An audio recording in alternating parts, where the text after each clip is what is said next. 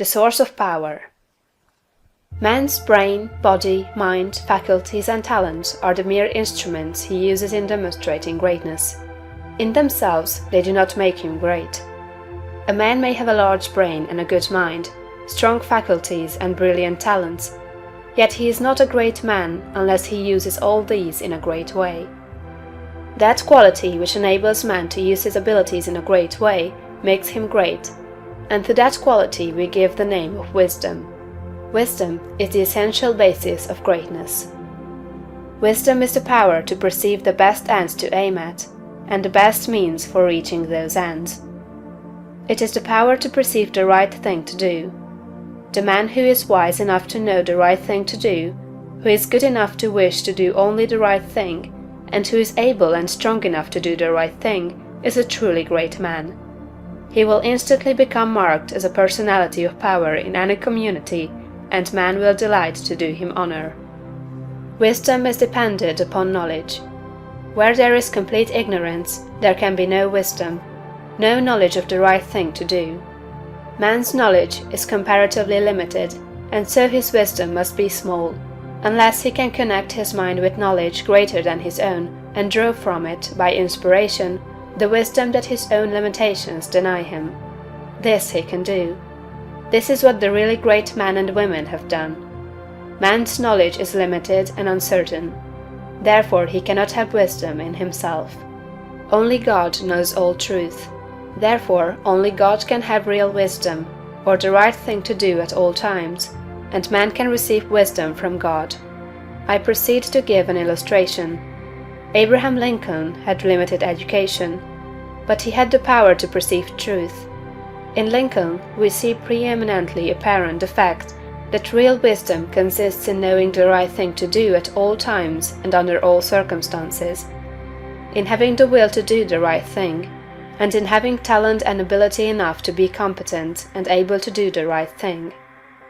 Back in the days of the abolition agitation, and during the compromise period, when all other men were more or less confused as to what was right and as to what ought to be done, Lincoln was never uncertain. He saw through the superficial arguments of the pro-slavery men. He saw also the impracticability and fanaticism of the abolitionists. He saw the right ends to aim at, and he saw the best means to attain those ends. It was because men recognized that he perceived truth and knew the right thing to do that they made him president. Any man who develops the power to perceive truth, and who can show that he always knows the right thing to do, and that he can be trusted to do the right thing, will be honored and advanced. The whole world is looking eagerly for such men.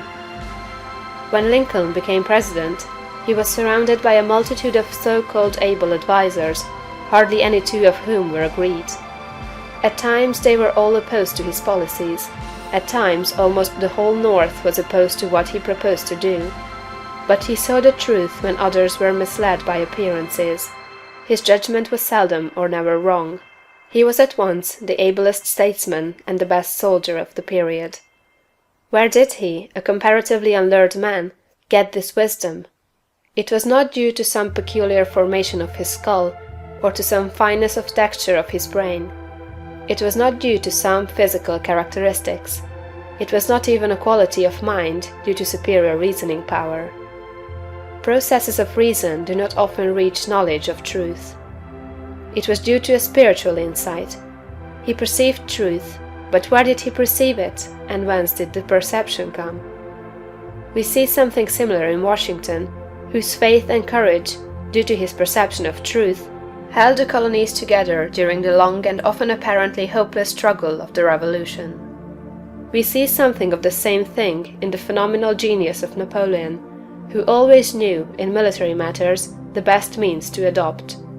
We see that the greatness of Napoleon was in nature rather than in Napoleon, and we discover back of Washington and Lincoln something greater than either Washington or Lincoln. We see the same thing in all great men and women.